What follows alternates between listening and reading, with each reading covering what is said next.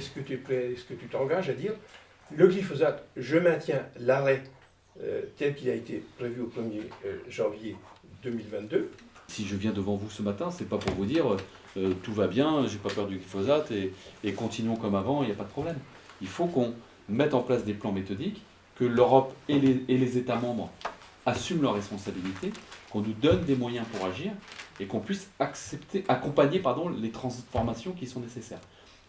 Bâche plastique, bien entendu, que ça me semble d'un autre temps, d'un autre âge, que de voir de la bâche plastique dans l'ensemble de nos champs. C'est des sujets ô combien dépassés et ringards et sur lesquels il va falloir que l'on agisse. Sur protéines soja PAC, nous avions écrit notre opposition et à l'État et à la Commission européenne et au Parlement européen. On a trace des courriers, on pourra les transmettre. J'ai présidé des groupes de travail qui s'appelaient Agri-Région, qui représentaient ensemble 20% de la SAU européenne. Et nous avions fait des propositions à la Commission européenne et au Parlement européen. Cette association Agri-Région, elle continue d'exister. Il y a une quinzaine de régions européennes, ou une vingtaine de régions européennes qui est associée là-dedans. Il y a des Italiens, des Espagnols, des Allemands, des Polonais qui débattent avec nous.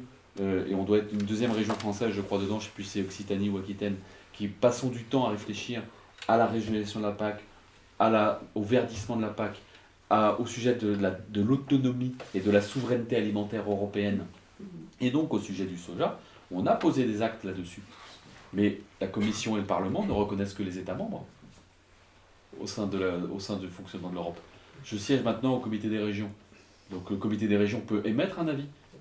Et je me suis exprimé d'ailleurs devant le comité des régions à Bruxelles pour dire voilà la vision de la Bretagne, qui est une agriculture qui veut rester une agriculture familiale à taille humaine. Là où dans certains systèmes agricoles européens, on est dans des systèmes qui sont complètement à l'opposé de ce que nous vivons.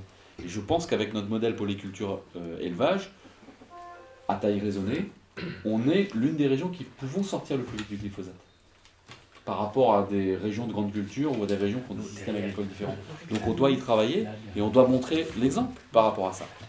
Sur méthanisation, dans le projet politique que je présente cet après-midi, j'annonce, comme je l'ai annoncé aux associations environnementales et comme je l'ai annoncé au Césaire, que dans les 6 premiers mois du mandat, il faudra un débat sur ce qu'est la bonne méta et la mauvaise méta. Moi, je ne condamne pas la méta, je ne dis pas je ne veux pas de méta. Il y a de la bonne méta et il y a de la mauvaise méta. La bonne méta, il faut définir ce que c'est et qu'on le définisse ensemble. Quand vous avez un méthaniseur où on met les déchets de la cidrerie d'à côté, des résidus de pelouse, des citoyens qui aiment la pelouse et des intercultures, plus les déjections animales, c'est une bonne méta. Okay. Si c'est une méta où on fait effectivement de la culture de maïs, voire où on arrête l'élevage et on passe l'exploitation en culture pour le méthaniseur, bien entendu que c'est non. Je pense si on prend un exemple qui a été voté dernièrement, le soutien à la CICA de Saint-Paul-de-Léon, sur laquelle il y a eu un gros soutien à la région de Bretagne sans négociation de contrepartie sur par exemple l'usage de pesticides. Est-ce que ça, c'est des choses que vous arrêterez de financer? Est-ce qu'il y a des points comme ça dans votre programme si les contrats ne sont pas respectés? Alors, la première chose, c'est sur le contrat de progrès. L'idée, c'est, je le redis, d'avoir un audit extérieur, par exemple sur le carbone, qui ne soit pas fait par l'entreprise ou par moi, mais par un organisme certificateur extérieur. Et s'il y a sortie des clous, et ben à un moment donné, il y a remboursement des aides. C'est le principe de la négociation et je vais venir tout de suite au sujet de la CICA de Saint-Paul. Mais c'est comme ça qu'on peut y arriver.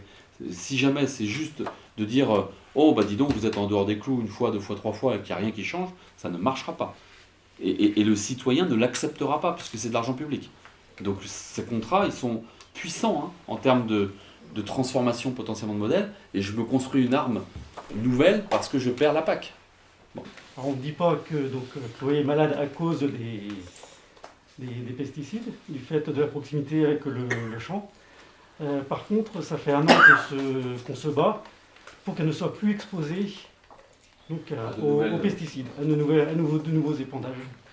Et donc c'est 1 an de combats qui sont très durs. Et on n'a aucune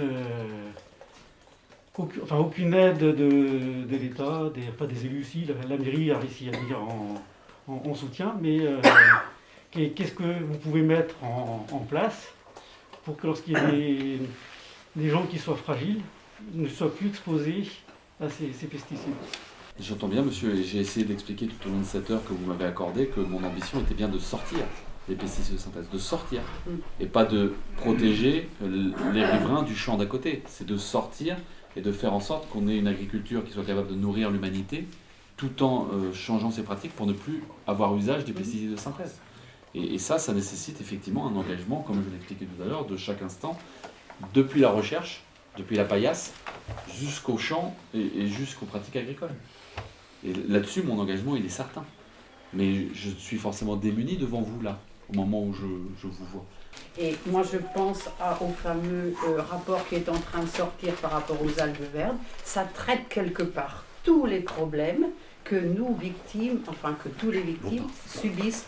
Et en conclusion, si on ne fait rien, en général, parce que ce sont les pratiques agricoles, vous en avez entendu parler, c'est un rapport qui va sortir vraiment fin juin. Tout à fait. Et c'est vrai que ça retrace tout ce qu'on a parlé, tous les problèmes qu'il y a aujourd'hui.